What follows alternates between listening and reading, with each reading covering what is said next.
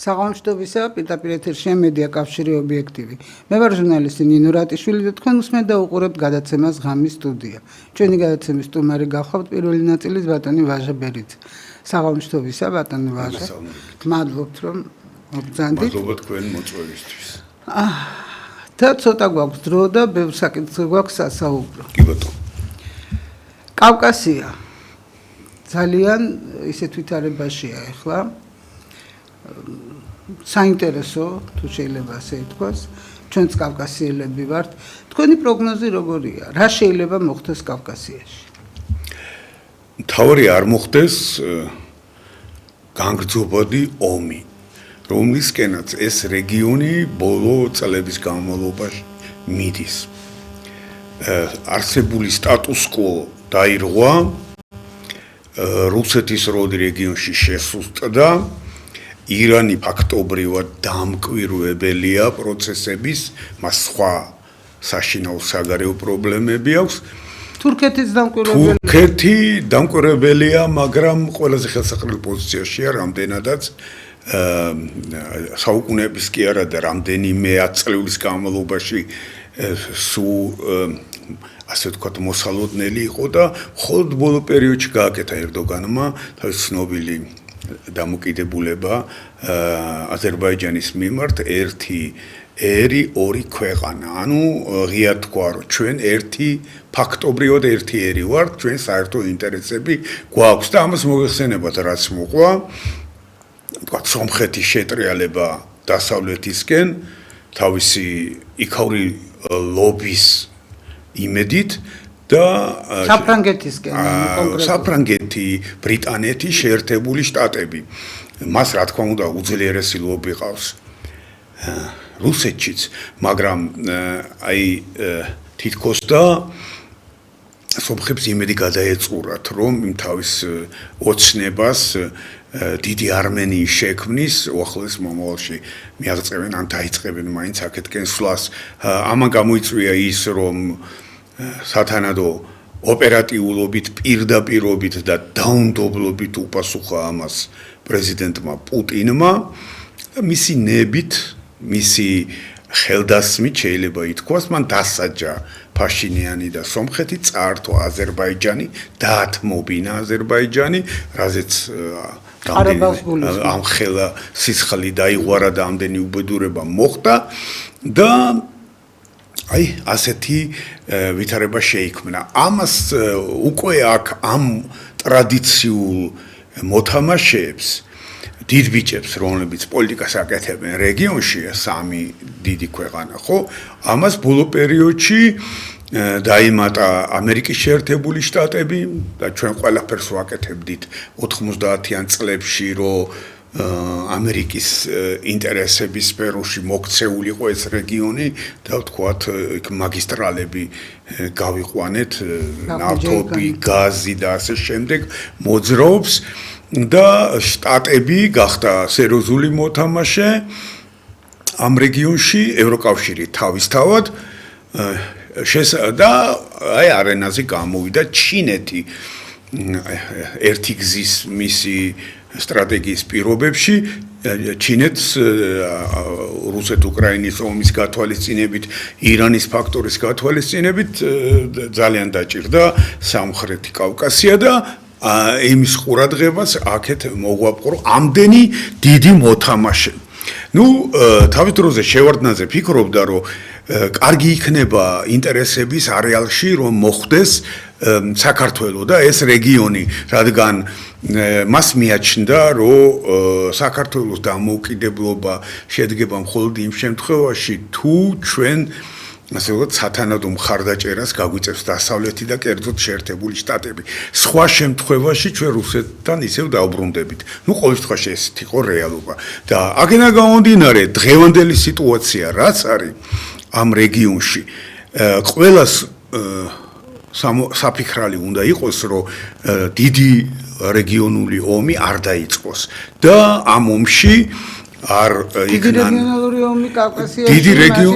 დიდი რეგიონული ომი იქნება თუ გარკვეული თვალსაზრისით სამივე ქვეყანა ამ რეგიონის სეპარატისტული რეგიონების ჩათვლით იქნება ჩართული ამ პროცესში და თუ აქტიურად დაეხმარებიან რომელიმე სუბიექტს რეგიონალურს დასავლეთი კერძოდ შეერთებული შტატები, ევროკავშირი და ჩინეთი. ასეთ შემთხვევაში დიდი ხნის კონფლიქტის ჩამოყალიბება შეიძლება, როგორც ახლა მაგალითად არის აგერ უკრაინაში, ხო? ეხლა უკრაინა და რუსეთი თავისი რესურსებით რო დაპირისპირებოდა ერთმანეთს, ალბათ რამდენჯერმე უკვე უკრაინა იქნებოდა დამარცხებული, მიუხედავად იმისა, რომ ეს არის მეომარიერი დიდი ქვეყანა, ევროპის ყველაზე დიდი, თავის მოსახლეობით, თავის წიაღისეულით და ასე შემდეგ. თუმცა რუსეთი უფრო დიდია. ვინა? რუსეთი.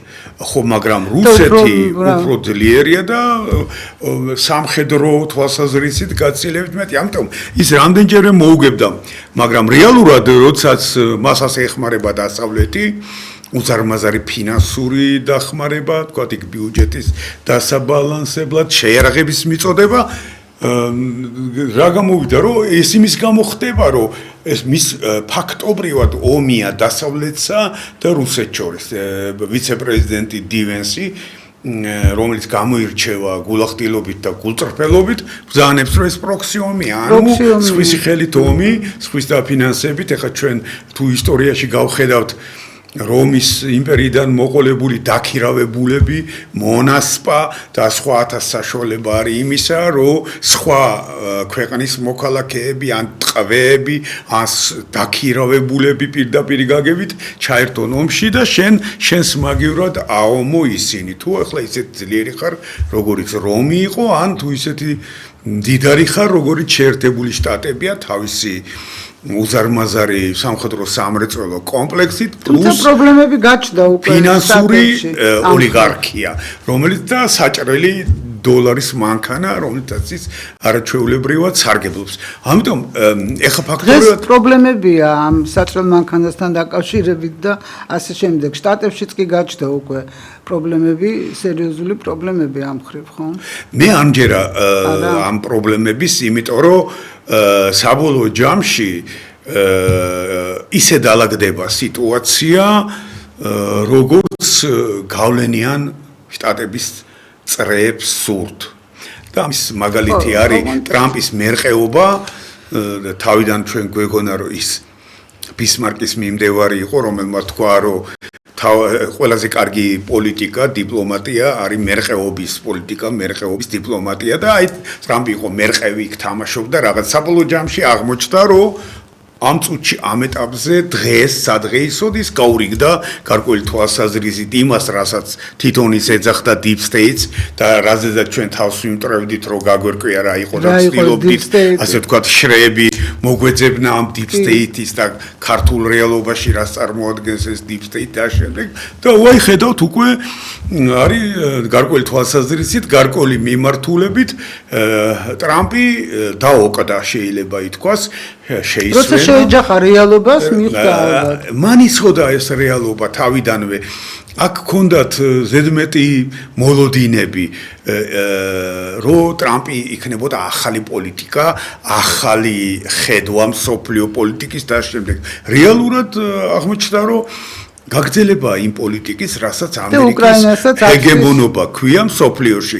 ეს ჰეგემონობა ვიდრე პროგრესის მხარდამჭერი იყო და ცალსახად უჭერდა მხარს ჩაგრულებს, მომავალზე მოფიქრალ და მეოცნებე ხალხებს, აღიარებულიც იყო, მხარდამჭერებიც ყავდა და გამოიყურებოდა, ასე ვთქვათ, დაუმარცხებლად, მაგრამ როგორც კი მან აი ახალი მსოფლიო წესრიგი ჩამოყალიბდა, საბჭოთა კავშირი დაეცა და შეიქმნა ესეთი, რომ ის არის ბატონ პატრონის სიტუაციის სოფლიოში, შემდეგ დაიწყო, ეხლა ადრე თუ ვიცოდით ჩვენ მარტო ვიეტნამის წარუმატებელი კამპანია და მარცხი, ამას დაემატა ყველა რეგიონი, ლიბია, ერაყი, ავღანეთი, სირია და შემდეგ და ჩვენ ფიქრობდით, ხომ არ არის ეს, თქვათ, იმ პოლიტიკის შედეგი, რომ შეერთებული შტატები, სადაც თავის გავლენას ვერ ამკვიდრებს, ანუ მისი გაგებით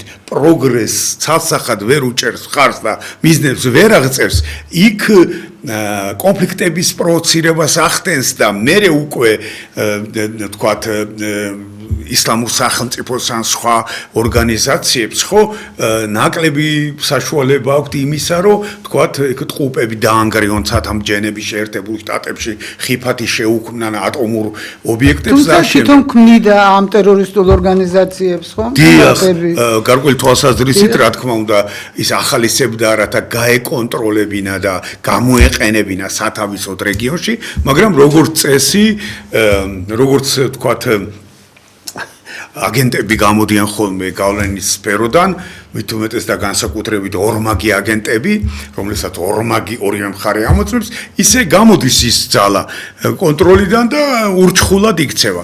ასე რომ აღმოჩნდა რომ სურვილი და პროგრესი მე ხა ძალიან ეჭვმეპარება რომ ამერიკა შტატები ფიქრობს რომ რომელიმე ქვეყანაში პროგრესი იყოს და პროგრესის ნაკლებობის გამო აკეთებს ეს ამას.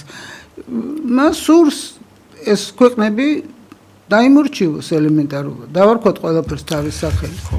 ამას არც არასდროს არ გაურბივართ ჩვენ, რომ რეალურად თქვათ, რომ სოფლიო პოლიტიკის არსი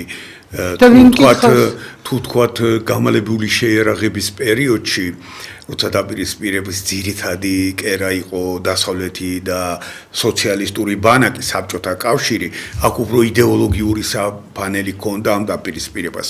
მანამდე და უკვე მერეც რა თქმა უნდა ეს არის უწინარეს ყოვლისა რესურსების კონტროლისთვის წარმოებული პოლიტიკა ყველა იბრძვის რესურსებისთვის, თუმცა რესურსების გაგება გახდა ძალიან სხვადასხვანაირი, რესურსი თავისთავად არის წიაღისეულიც, მაგრამ რესურსი არის ტექნოლოგიები, რესურსი არის ინტელექტი, თქვათ ხელოვნური ინტელექტი და ამ შემდეგ ამ რესურსების დაუფლებისთვის მიდის ბრძოლა, მაგრამ თითქოს გეგმაზომიერი და აი როცა ის ჩიხში შევიდა დასავლეთი აქ უკვე ტრამპი გამოვიდა არენაზე და შეეცადა გადარჩენას დასავლეთის როგორც ლიდერის სოფლიოსი და ჰეგემონის მაგრამ ეს ასე მარტივი არ აღმოჩნდა რადგან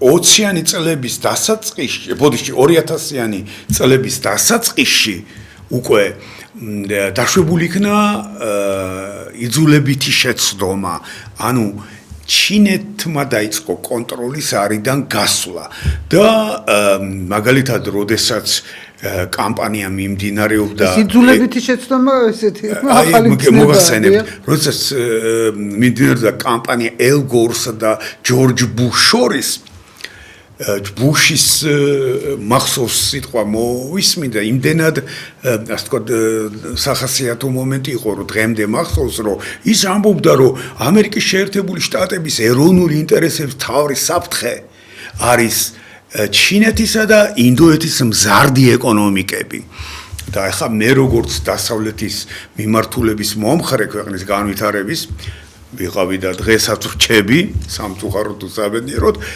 ვამბობდი რომ აი როგორ შეიძლება მილიარდ ნახევრიან ჩინეთში 700 მილიონი შიმშილობს დაახლოებით ან სიღარიბის ხარსქვევით არის და იქ თუ ეკონომიკა განვითარდა ამან რა ხიფათი უნდა შეუქმნას დიდ ძლიერ დიდარ ამერიკას და იქვე ჩანდა რომ ეს ჩინეთი გავიდა ჩინელები მშრომელი და ჭკვიანი ხალხია, დათმენა შეულიათ, მართალია შეულიათ ჩიტებსაც ძდიონ და ხოცონ, რომ მარცვალი არ შეჭამოს და მე მიხვდნენ, რომ იღუპება მთლიანად მოსავალი მწერები მრავლდებიან, შეულიათ იშრომონ კიდეც თავდადებით.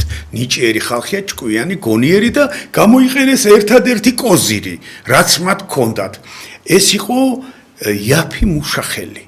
მათ აქ უზარმაზ რესურსია მუშახელის გარდა ამისა შეცდომა რომელიც იძულებით დაუშვა ამერიკამ მან ჩათვალა რომ მე ყველაფერს ვაკონტროლებ ეხლა წარმოებები რა საჭიროა ჩემთან მწარმოებელი ქვეყანა რატო უნდა ვიყოთ და დაადგნენ დეინდუსტრიალიზაციის გზას და ნებაყოფლობით გაიტანეს აზიაში ჩინეთში მათ შორის ეს თავიანთი საწარმოები და აღმოჩნდა რომ ჩინელებმა არა მარტო ფაბრიკა შექმნეს სოფლიო, არამედ ინტელექტუალურადაც დაწინაურდნენ. არა მარტო თვითონ აქვთ ეს ცენტრები ინტელექტუალური, არამედ შეერთებულ შტატებშიც, ვინც ახალ ტექნოლოგიების მიმართულების მუშაობს ეთნიკური ჩინელია ყოველი მეორე, მაგრამ რეალურად ესე არ არის, რომ ამერიკას კი პატივს სცემს იქაური ყველა მოქალაქე ნებისმიერი წარმომავლობის, მაგრამ ისე როგორც ქართველი ყველგან ქართველად რჩება, ჩინელიც ყველგან ჩინელად რჩება და შედეგად მივიღეთ აი ეს უბედურება. ეხლა ეს პრობლემები სოფლიოს რომ გადაჭრილი არ არის და სამწუხაროდ ვერ ხედავ გადაჭრას, შემოეჯარა ამ რეგიონს. იმ რეგიონს, რომელიც ცივილიზაციის საწყისად მიიჩნევა ბევრი სერიოზული კვლევარის და მოაზროვნის მიერ და ეხლა აქ ცდილობენ, იმიტომ რომ ძალიან მნიშვნელოვანი რეგიონია. ყველა თვალსაზრისით. კავკასიას გულისხმობ. სამხრეთ კავკასიას, მაგრამ რეალურად ჩემი აზრით ჩრდილოეთი კავკასიაც არის ორგანული ნაწილი, მიუხედავად იმისა, რომ ის რუსეთის შემადგენლობაში დღეს დაპყრობილი ხო, მაგრამ რეალურად აი ეს მოიყარა თავი ამ პრობლემებმა აქ და იმ დონემდე მივიდა სიტუაცია, რომ აი ჩვენ ახლა ქართველებმა მე ბევრი კოლეგის ანალიტიკოსის მოსაზრებას გავეცანი, ამბობენ რომ აი თუ ზანგეზურის კორიდორი გაიხსნა, ჩვენ დავიღუპებით, იმიტომ რომ ეს ნაკადები ტვირთის გადავა უკვე ამ ზანგეზურის კორიდორით ნახიჩევნამდე, მერე თურქეთამდე და აქედან წავა ევროპისკენ. ეს რა თქმა უნდა არასწორია, ახლო მხედველობის შედეგია ესა. თქვენ როგორ ფიქრობთ? თუ ჩვენი კეთილდღეობა იმაზეა დამოკიდებული, რომ სომხეთმა და აზერბაიჯანმა კიდევ ერთი 50 წელი იომონ, ან ირანმა და ისრაელმა იომონ პერიოდულად და ერთმანეთი ხოცონ და აჩანაგონ, თუ ჩვენ გაგვიხარდება, რომ თქვათ რაღაც რეგიონში მოხდეს ძალიან ცუდი, თქვათ თურქეთი ჩაებას ირანთან ომში, მაშინ ძალიან მყიფეა ჩვენი ქვეყნის პერსპექტივა. ჩვენ უნდა ვიყოთ ავანგარდში ამ რეგიონის მშვიდობის ზონად გადაქცევის, იმიტომ რომ ჩვენი კოზირები უფრო არ არის მნიშვნელობა იმდენი საქონელი წამოვა აღმოსავლეთიდან, ცენტრალური აზიიდან, რომ ზანგეზურის კორიდორსაც დააკავებს და საქართველოს პორტებსაც და აქ მაგისტრალებზე უკვე ლაპარაკი არ არის, ხან მაგისტრალის გადატანა ძალიან ძნელია, რომ ამ ნავთო დიდი ხარჯი აქ ამ ყველაფერს ჩვენც გვეყოფა, ჩვენც განვითარდებით, ჩვენ ვიქნებით მოწინავე არეალი კავკასიის კეთილდღეობისთან, სოფლიოს კეთილდღეობის ახლა, იმიტომ რომ არ შეიძლება შენი პერსპექტივა დააფუძნო იმას, რომ სხვები ომობდნენ დიდხანს და შენთან მოდიოდეს ტვირთის ნაკადები. ამიტომ ჩვენი ამოცანა, ახლა რაღაცა მე არა ვარ ისეთი, ასე ვთქვათ,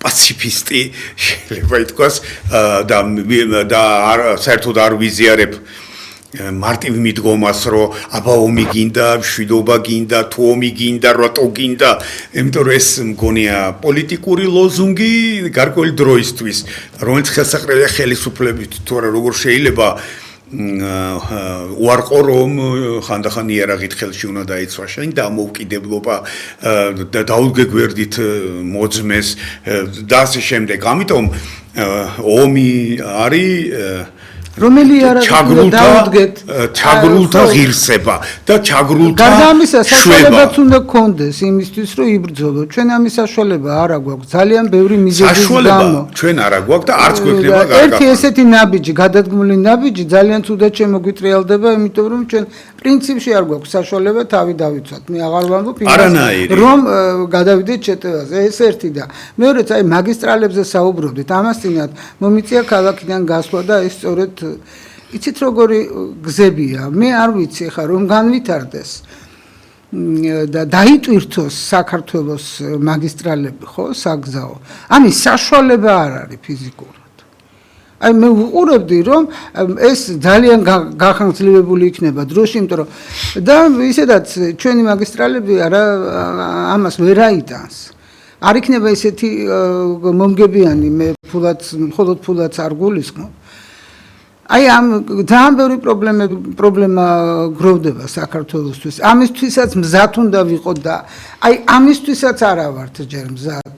სამწუხაროდ თუ მეთანხმებით ამას. რა თქმა უნდა, გეთანხმებით, თქვათ, რა თქმა უნდა, ყველას ყოველთვის უნდა უნდოდეს მშვიდობა, ერთი, ასე ვთქვათ, დაღუპული ბავშვი არ ღირს არანაირ ნათელ და დიად მიზნად. ჰუმანისტური პოზიციიდან თუ შევხედავთ, მაგრამ მეორეს მხრივ ომი არის სამართლიანი და უსამართლო. არის თავის დაცვისთვის, შენი ეროვნული ლობის სახელმწიფოსთვის, მეობისთვის და ასეთი ომებისთვის ჩვენ მზად უნდა ვიყოთ. მაგრამ ვაგლახრომ ჩვენ ომებისთვის, ჩვენ გვყავს მეომრები და მარტო ჩემი აზრია ეს არ არის და თქო დასავლეთელი ექსპერტებიც, თავისთავად რუსებიც, რომელთა ჯარშიც ქართველი 200 გენერალი მსახურობდა ჩვენი ანექსიიდან და დაპყრობიდან, ვიდრე საბჭოთა პერიოდამდე და მე კიდე იყვნენ ქართველი გენერლები. ისინი ამბობენ, რომ ქართველი გენერალ სიმუსიც ქართველი ყავდა. გენერალი თავისთავად და ამერიკელებიც ამბობენ და ევროპელები, რომ ესენი მეომარი ხალხია, მოქნილი სხარ და რასთავარია გონება მიყვება მოქმედებას. ამიტომ მეომრები ჩვენ არაჩვეულებრივები ყავს, ვაჟკაცები, თავდადებულები. მაგრამ კიდევაც სხვადასხვა სახელმწიფოში ხო ნახოთ სხვა ომები მოდის. ეხლა ჩვენ არც რესურსი გვაქვს იმისი, რომ შეერაღება ვიყიდოთ.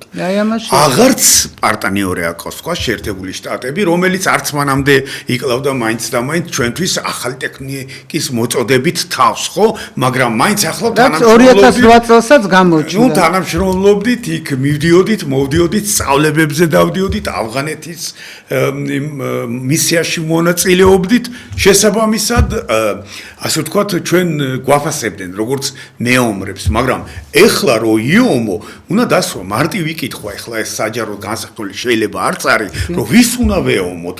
ჩვენს გარშემო არის სომხეთი, აზერბაიჯანი, თურქეთი, რუსეთი. რა რესურსი გჭირდება იმისთვის, რომ თქვათ მოხდა ეს ტრაგედია და ამათგან რომელიმე შემოიჭრა ჩვენს ქვეყანაში მოგთხოვა მორჩილება. ნუ აქ რუსეთს ან ბათუმი და ახალციხე რუსეთს ოკუპირებული აქვს გარკვეული ტერიტორიებით, თავისთავად ცხადია და ჩვენ ვამბობთ, რომ ჩვენ ომით არ ვაპირებთ ამ ტერიტორიების დაბრუნებას და მე ვფიქრობ ეს სწორია. მაგრამ აი რომ მოხდეს ასე, აი ჩვენ გვაქვს სათანადო რესურსი, თავდაცვის სისტემები, საჰაერო თავდაცვის სისტემები, სათანადო ტანკები, აღჭურვილი артиლერია, გამანადგურებლები ჯარისკაცთა რაოდენობა გამოყავს აღლუმზე. ამიტომ რა უნდა იქნას? ამაზე ის საუბარი აკრძალული კი არ არის. აი ეს ისინი რომ ოპოზიცია პოზიცია ეხლა ხო თავთავის იმას სიმღერას ასრულებს, რომ დაჯდებიან ვისაუბროთ ამაზე. ჩვენ რა სტრატეგია გვაქვს ამ მიმართულებით? ამ ჩვენს ჯარს ახლა სადღაც დაუწყიათ დრონების წარმოება. ეს კარგია, რა თქმა უნდა, ინტელექტუალური რესურსი ჯერ კიდევ შემორჩენილია. თუმცა მალე განულდება ეს პოტენციალი, ეს თაობა წავა, ვინც განათლებულია და 40 წელს ზევით უკვე ძალიან ძნელია რაიმე მაღალი დონის რესურსის ჩართვა. როცა ამდენი პრობლემა თქვენს თქვით, ხო, ოპოზიცია, პოზიცია, ესე იგი, იცით რა არის მართლაც რომ უსმენ, თითქოს ქვეყანაში სხვა არანაირი პრობლემა არ არის, ძირითადი პრობლემა არის სწორედ ეს და ევროკავშირი თუ ევროსაბჭო თუ ევროპარლამენტი რა რეზოლუციას მიიღებს. აი თითქოს ამითი ხელისუფლება კარგად სარგებლობს, იცით? იმის მაგივრად, ერაზე თქვენ ისაუბრეთ მაგალითად, აი ეს პრობლემა, მიგრაცია, როცა საუბრობთ რომ შეიძლება რაღაცა ომები დაიწყოს ხანმოკლე თუ და პერმანენტული კავკასიის მდგომარეობა და ჩვენი აი რამდენად დაცული ვართ როცა ეხლა ამ მშვიდობიან პერიოდშიც საშინელი მდგომარეობაა მიგრაციის თვალსაზრისით არამდიდარი ქვეყნებიდან აბსოლუტურად ისე და პრემიერ-მინისტრი ბრძანებს რომ აი ესე იგი შემოსული ყველა ტურისტი არ არის საქმეც ეს არის ტურისტი არის რომ ჩამოვა და შემდეგ უკან დაბრუნდება აქ არის საუბარი ვინც ჩამოდიან და რჩებიან და აგერ გავიდეთ ხომ პლეხანოვზე აღმაშენებელზე ის რა ქვია შეიძლება ვერ მიხვდე რომ თბილისია ბათუმზე უკვე აღარაფერს აღარ ვამბობ აი ეს პრობლემა მიგრაციის არის თუ არა სერიოზული და თქვენ სწორი მართალი ბრძანეთ, როდესაც ხდებიან ერთმანეთთან და ძიძგილაობენ. აი ამ პრობლემებზე უნდა ისაუბრონ, მაგრამ ძალიან კარგ კომფორტულ ვითარებაშია ხელისუფლება. პრობლემებზე სასაუბრო დრო არ არის უკვე. აი სამწუხაროდ მხოლოდ ესე ჩვენთან სტუდიაში თუ არის საუბარი ამ პრობლემაზე. რა თქმა უნდა და ამას არავინ არ სწავლობს, არ აქცევს ყურადღებას, მიუხედავად იმისა, რომ სერიოზული სტრუქტურა ხელისუფლებაში, სტრატეგიული კომუნიკაციების ძალიან სერიოზული ხალხით დაკომპლექტებული, ასე ვთქვათ, მრავალ თანამშრომლიანი სტრუქტურა, მაგრამ ეს ყველაფერი არ იგრძნობა, რა უკუგება საზოგადოებასა და ხელისუფლებას შორის. და არაერთხელ მივუთითე მე, რომ ივანიშვილმა რაც უნდა წარმატებული კამპანია აწარმოოს ოპოზიციის წინააღმდეგ და ბოლომდე რომ გაანადგუროს ის თუ მან არ აღადგინა კავშირი საზოგადოებასთან, ხალხთან და არა ქართული ოცნების აქტივისტებს თუმცა ისინი ქართული ხალხის სახელით საუბრობენ. თავისთავად ცხადია, მაგრამ საზოგადოება გაცილებით მრავალპლასტიანი შრეა, ვიდრე ვთქვათ პარტიული აქტივი. და ისეთ ვითარებაში, როდესაც შიდაპარტიული დემოკრატია, როგორც ოცნებაში, ისე მის ოპონენტ პარტიებში არის უკიდურესად დაბალი, ფაქტობრივად არ არსებობს.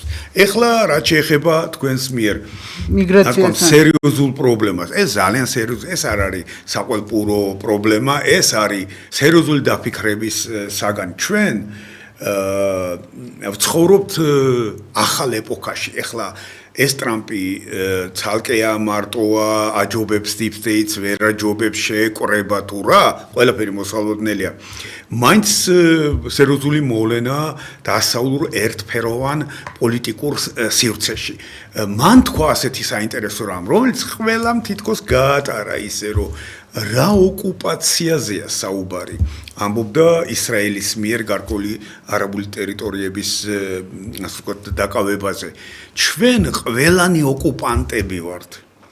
გულისხმობდა ვთქვათ ანგლოსაქსების და მერე ლათინო ხალხის გადასახლებას ამერიკაში. ჩვენ აქ მოვედით როგორც ოკუპანტები და იმ დამხდურებმა, რომელიც დაბალ დონეზე იდგნენ განვითარების თუ აგვიპეს ხარი წამოვიდნენ ჩვენთან ერთად, არიან ჩვეულებრივი სრულფასოვანი მოქალაქეები. თუ არა ჩვენ პროგრესი მოვიტანეთ აქ.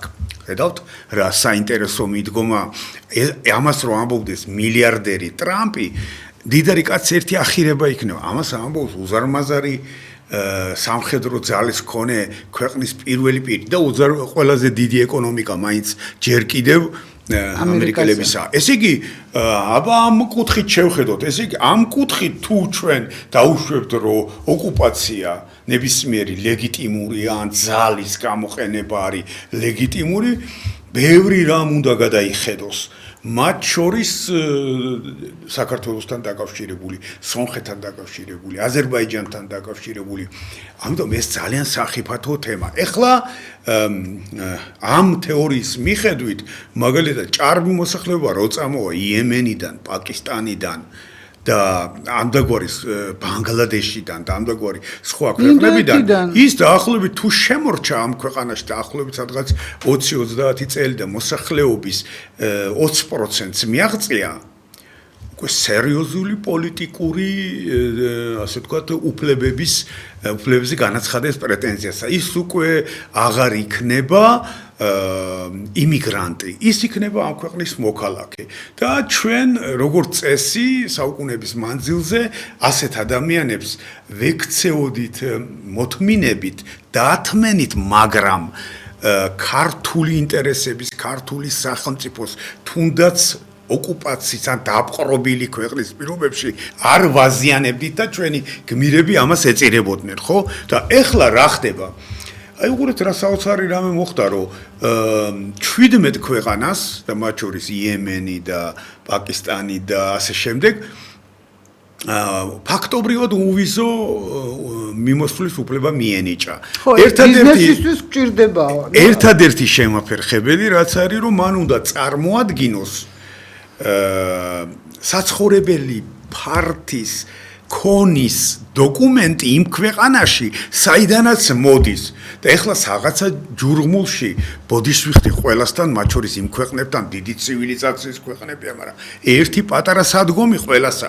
ამიტომ შემოსვლა ყველა შეუულია და აქ რო შემოვა ის რომ თქვათ ქართველ გოგონას შეუყვარდება და ცოლად შეირთავს და სამუშაოს დაიწყებს დეფიციტური სპეციალობით იქნება. არა და ქართველს არა, ის რომ თავის თანამემამულეს თუნდაც, მაგრამ ეს უკავშირდება მოქალაქეობის მიღებას, ხო? და აქედან გამომდინარე, ესე იგი რა მოხდება ამითი? რატო გავაკეთეთ ეს და პრემიერი ჩვენი განათლებული და პოლიტიკურად გათვითცნობიერებული ადამიანი, რომელიც ასე ვთქვათ, პიროვნებასაც თავის პრინციპულობით, ხედვით პატივცემ, უდავოდ ამბობს, რომ რა ვქნათ ჩვენ აბა იაფი მუშახელის მოთხოვნილება ქვეყანაში. და რამდენი ქართველი უმუშევარია და საერთოდ სამუშაო ადგილი არ არის ქვეყანაში. კარგი, ვთქვათ არის. იაფ მუშახელზე მოთხოვნილება არის ყველგან, ყოველთვის. მათ შორის, როდესაც ჩვენი 1.5 მილიონი ადამიანი, შეიძლება მეტი, 2 მილიონი ალბათ წასული არ იყო დასავლეთში, აქ სულიყო განსაკუთრებით ბოლო დროს კვალიფიციური მუშახელის დეფიციტი. მაგრამ ვინც დასავლეთში განათლებას იღებს, აქ ნაკლებად ბრუნდება, სამუშაო არ არის. და ეხლა მაშინ გითხარით, რომელ სფეროებში გვაქვს ჩვენ იაფი მუშახელის და საერთოდ მუშახელის დეფიციტი. დეველოპერულ ბიზნესში გითხარით სად, როდის, რომელი მიმართულებით და გითხარით მიგრაციის რა პოლიტიკას უჭერთ ხარს. ხელისუფლებაში ხომ ბრძანდები, ამ შემთხვევაში მე ლეგიტიმურია, არალეგიტიმურია, ოპოზიცია ჯობია არ არის. არ ჯობია ეს ოპოზიცია არ ვარგა მე ვამბობ მაგრამ შენ რო პასუხისგებლობას იღებ ქვეყნის წინაშე მარტო მშვიდობის შენარჩუნება არ გაყოფა აბა ის გითხარი ეხლა მე ხანდახან მიჩნდება ნინო შტაბეჭდილება მრჩება რომ ვიღაც აი ამ თემების ინტერნეტ სივრცეში სოციალურ ქსელებში გამძაფრებას ცდილობს ეს ძალიან სახი, იმიტომ რომ ასეთი ჯერჯერობით, ასეთ დამღუპველს არ არის ვითარება, მაგრამ შეიძლება გახდეს. მაგრამ მე საბიტლია მრჩება, რომ ესენი არიან არა ქვეყანაზე შეწუხებული პატრიოტები, არამედ რომელიღაც უცხო ძალა, რომელიც ცდილობს ქართველები აი იმ შემოსულების მასას გადაკიდოს და კონფლიქტების პროვოცირება მოაწყოს. ეს არ არის გამორიცხული და უკვე იმდენი არიან, რომ ადვილად შესაძლებელია რაღაცა შეტაკებები დაიწყოს. ნამდვილად ადვილად შესაძლებელია. თვითონ ისინი კი არ აპირებენ ვიღაც ისარგებლებს და ჩვენ ეს ფხიზლად უნდა ვიყო, ჩვენი მოვალეობა რა არის? დროის ფუჭად გაცდენა კი არა, წიგნების კითხვა კი არა, ლექციების კითხვა კი არა, სტუდიებში სიარული კი არა. პოლიტიკურ პროცესის კონტროლი და ეს პროცესი არ არის ადამიანი გვეუბნება რომ იაფი მუშახელი უნდა წარმოებასო და რა წარმოება ამ ქვეყანაში ხუთი სახლი შენდება აქედან როგორც ამბობენ ბევრი ფართი იყიდება უცხოელებზე ფართის ქონა უკვე მესაკუთრის უფლებებს აძლევს იმიგრანტს და რას აპირებთ თქვენ ხელისუფალნო ჩვენ იმიტომ კი არ გვინდოდა დამოუკიდებლობა რომ ჰიმნები გვემღერა და დროშები გვეფრიალებინა ჩვენ აი ამის გაკონტროლება გვინდა ამ პროცესის აი სხვა შორის აი დღევანდელი ხელისუფლების აი ეს მიდგომა ძალიან გავს გირჩი ზურა ჯაფარიძეს მიდგომას რომელიც წინა საარჩევნო ერთ-ერთ კლიპში ამბობს საქართველოს მაშინ იქნება მდიდარი როდესაც აქ ბევრი უცხოელი და ცოტა ქართველი იცხოვრობს ეს არის მოგონილი მისი აზრია ხო? არის ასეთი მიდგომა, სიამოვნებით გავმართავდი დებატებს ბატონ ზურაბ ჯაფარიძესთან. დაკავებულია. ხო, სამწუხაროდ დღეს ეს შეუძლებელია, რატო? იმიტომ რომ ეგეც ვერსია ქვეყნის აღორძინების, მაგრამ და რა გვინდა ქვეყანა სადაც ჩვენ არ ვიქნებით. მცირერიცხოვანი ერი ვართ და ის ცივილიზაცია რაც შევქმენით, ღირებულია და კაცობრიობის ნათელმომავალს წაადგება, თუ ეს ცივილიზაცია ცივილიზაცია კიდევ დაახლოებით 100 საუკუნე მაინც იარსებებს და მერე შეიძლება ყველა ცოცხალი ორგანიზმი იღუპება და ერიც ასეთი ორგანიზმია და გავქრეთ ამ, მაგრამ რატომ უნდა დავაჩქაროთ ეს, რატომ უნდა ჩამოვისახლოთ უცხოთომელები? ჩვენ ქსენოფობია, ჩვენც უცხოა. გამორიცხული ამბავია ეს, მე სულ ვამბობ, რომ მე მეჯავრება და არ მომწონს, როდესაც ვიღაცებს არაქართულ წარმომავლობაზე მიუთითებენ. ჩვენ ვიცით ორიერი, რომლის წარმომადგენლებიც უფრო გაქართველდნენ ბოლო 100 წლის განმავლობაში. იმიტომ რომ იმას კი არ ვაძახებთ, გვიყვარს ძალიან. იმაცებ ქორწინდებით, შვილებს ზრდით იმასთან ერთად, მუშაობთ ერთად და ის რომ არ ყოფილიყო რუსეთი 2 საუკუნე ბოლო ის კონფლიქტებიც არ წარმოიშობოდა არც ოსებთან, არც აფხაზებთან, მიუხედავად იმისა, რომ საკითხი ურთულესი იყო და ვერავინ გადაწყვეტის გზა ვერ მოძებნა, ერთადერთი სხვათა შორის ზვიად გამსახურდიამ სწორი პოზიცია დაიკავა აფხაზებთან დაკავშირებით ალექსიძის ფორმულას დაუჭერა მხარი. ლევან ალექსიძის საბჭოში 28-26 სხვათა შორის მინდა ვაღიარო, მე მაშ ვაკრიტიკებდი ამას და ვფიქრობდი ხომ არ არის აქ ეთნოკრატიის ელემენტები, მაგრამ დაახლოებით უკვე 10 წელია მეტი ვამბობ, რომ ეს იყო უნიკალური მეთოდი ამ პროგრამ იმ ეტაპზე ამ პრობლემის დარეგულირების. ყოჩა ამ შემთხვევაში ბატონ ზვიას. ეხლა ბატონ ლევან ალექსიძეს. ბატონ ლევან ალექსიძეს, რომელსაც კარგად ვიცნობდი უნივერსიტეტიდან. და ასე ვთქვათ, აი ესეთი მომენტები. ეხლა რა კიდევ უფრო რომ არ დავამძიმო მაყურებელი და მსმენელი, მაგრამ პრობლემის სერიოზულობა რომ გავსვა ხაზი. კაცობრიობის ისტორია ხალხთა გადასახლების ისტორიაა და გაჩენიდან ხალხები გადასახლდებიან ქართველების წინაპრები პროტოქართველები ასევე განეფინნენ მთელ ევროპაში თავის დროზე მე მათი ადგილი დაიკავეს ძველმა ბერძნებმა და მაგრამ რეალურად განსაკუთრებით დიდი და უზარმაზარი მასშტაბის იყო ხალხთა დიდი გადასახლება ახალი წელთაღრიცხვის პირველ საუკუნეებში რომის იმპერიის დაცემის პარალელურად და შემდეგ. აქ უამრავი ხალხები გადაადგილდა და რომაელები ფაქტობრივად გაქრენ, მოვიდნენ გერმანიკული ტომები, არა მარტო იქ, რომანები ესპანეთში, მერე იქ ჩავიდნენ არაბები და იქ საკმაოდ ძლიერი სახელმწიფო შექმნეს. ეს ხალხთა დიდი გადასახლება და მე ვიმეორებ კიდევ ერთხელ და ხშირად. სადღაც მე-20 საუკუნის შუახნიდან დაწყებული მგონია რომ დაიწყო ხალხთა ახალი დიდი გადასახლება. განსხვავებით იმ პერიოდისგან, როცა ეს მიმდინარეობდა რომის იმპერიის ბოლო საუკუნეების და აქ უკვე სხვა ამბავია რომ ახლა თანამედროვე მსოფლიო ჩვენ შეგვიძლია ეს გავაკონტროლოთ და სამართლიანობის პრინციპი დავიცვათ.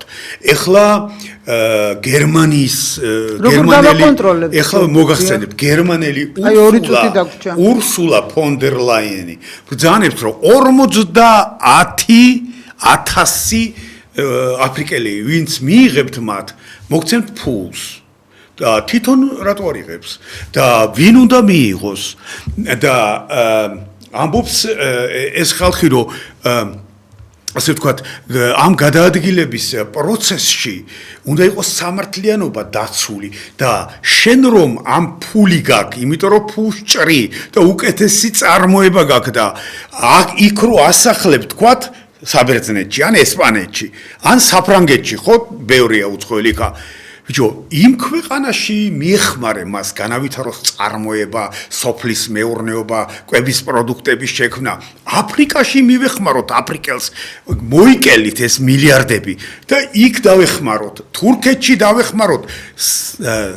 უამრავი სირიელი ტოლვილი ყავდა თურქეთს, სხვათა შორის ევროპამ არ შეუშვა სუნიტი არაბები და აძლევდა უამრავ ფულს რომ შეენახა ერდოგანს. ერდოგანმა შეინახა, ეხლა უკან ბრუნდებიან ის სირიელები.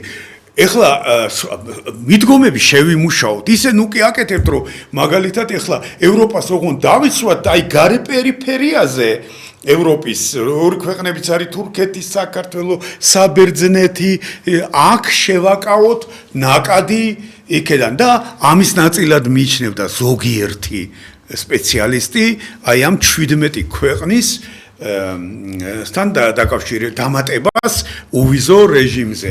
აი ასეთი რთულია ის თემა რაც თქვენ წამოჭერით. ძალიან სერიოზული პრობლემა, უბრალოდ ამაზე არავინ არ გადაწყვეტას მოითხოვს. დიახ და ხელისუფლება უნდა მიხვდეს იმას, რომ ამაზე პასუხი მოეთხოვება, იმიტომ რომ ეს ძალიან ძვირად შეიძლება დაგვიждდეს ჩვენ, დაუждდეს საქართველოს. იმიტომ რომ ჩვენი პრობლემებით სავზე საყრელი გვაქვს, დემოგრაფია, გასული მოსახლეობა, ჩვენ მცირერიცხოვანი ერი ვართ და აი ეს მიგრაცია, ხო, უცხოტომელების სტუმარი ყველა მიყვარს. მაგრამ ახლა მასპინძელი ჩვენ უნდა ვიყოთ. მაგრამ საქართველოში ქართული ენა არიციან საქართველოს მოქალაქეებმა და ეს იმათი ბრალი კი არა, ისევ ხელისუფლების ბრალია, სახელმწიფოს ბრალია სამწუხაროდ. დიდი მადლობა ბატონო ვაჟა. როგორც ყოველთვის საინტერესო საუბრისთვის, სამწუხაროდ ჩვენი დრო ამოიწურა. იმედი მაქვს კიდევ გვესტუმრებით, ვნახოთ როგორ გამიტარდება მოვლენები. მადლობთ. ნახვამდის და ჩვენ ცოტა ხანში დაბრუნდებით ეთერში.